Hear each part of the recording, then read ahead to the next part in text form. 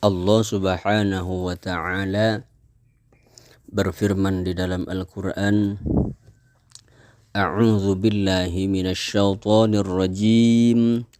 Bismillahirrahmanirrahim. Fa amma man tagha wa athara al-hayatad dunya fa innal jahima hiyal ma'wa. Wa amma man khafa maqama rabbih wa nahan nafsa 'anil hawa fa innal jannata hiyal ma'wa. Yang artinya, dan adapun orang yang melampaui batas dan lebih mengutamakan kehidupan dunia, maka sesungguhnya nerakalah tempat tinggalnya. Dan adapun orang-orang yang takut kepada kebesaran Tuhannya dan menahan diri dari keinginan hawa nafsunya, maka sesungguhnya surgalah tempat tinggalnya. Quran surah An-Nazi'at ayat 37 sampai 39. Berkata seorang mufassir, kemudian Allah menjelaskan bagi siapa yang menghalalkan untuk menerobos batasan-batasan yang telah Allah Subhanahu wa ta'ala tetapkan dan kufur kepadanya serta bermaksiat kepadanya.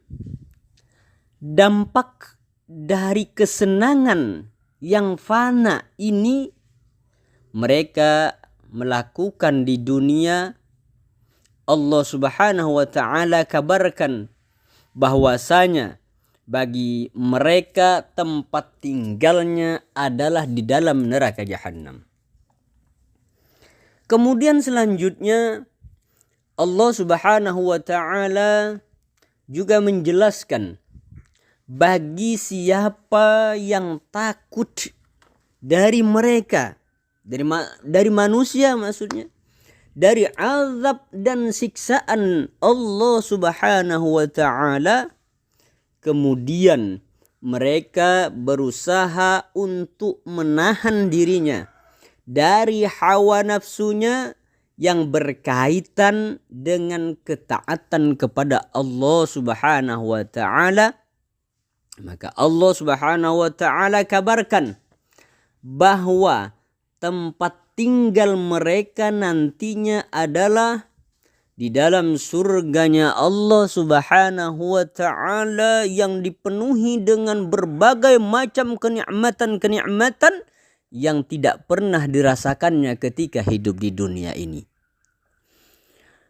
Maka Nabi Muhammad sallallahu alaihi wasallam memberitahukan tentang kebaikan orang-orang yang mengumpulkan cita-citanya untuk akhirat dan keburukan bagi orang-orang yang mengumpulkan cita-citanya untuk dunia.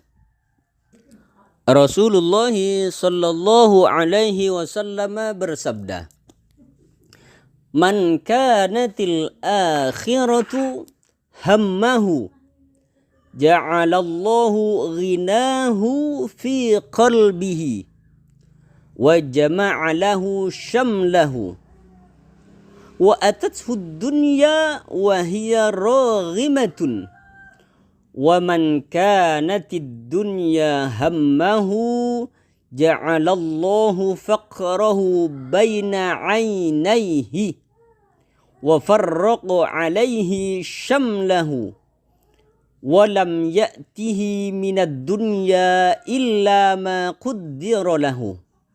Yang artinya, barang siapa yang niatnya untuk akhirat, pastilah Allah Subhanahu wa ta'ala menjadikan kepuasan di dalam hatinya, mengurus segala urusannya dan didatangkan dunia untuknya secara paksa.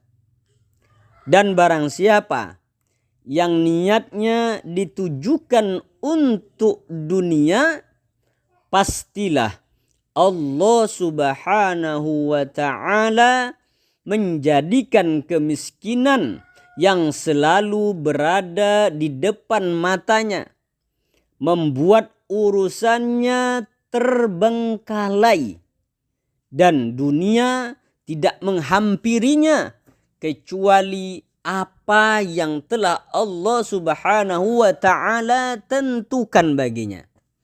Hadis riwayat Imam Tirmidzi dan Ibnu Majah.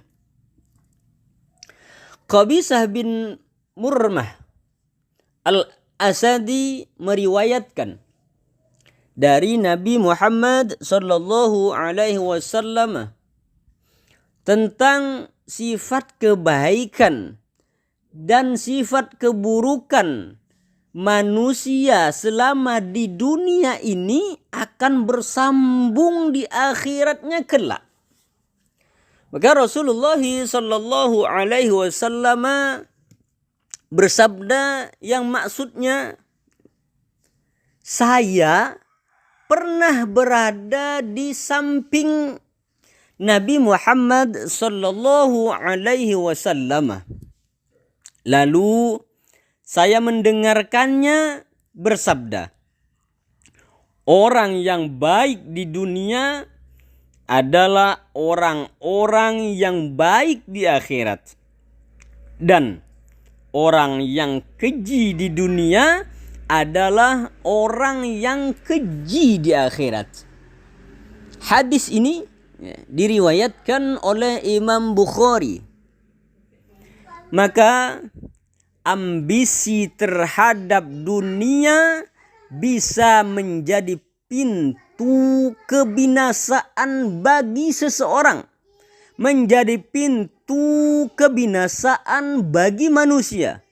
Sedangkan ambisi terhadap akhirat bisa menjadi pintu pengantar kebaikan bagi manusia, pintu pengantar kebaikan bagi seseorang. Maka dari sini sudah sangat jelas sekali bahwa Rasulullah menyebutkan jika seseorang adalah orang yang baik, orang yang selalu melakukan kebaikan-kebaikan ketika masih hidup di dunia ini, maka kebaikan-kebaikan itu pun akan berlanjut nantinya sampai ke akhirat.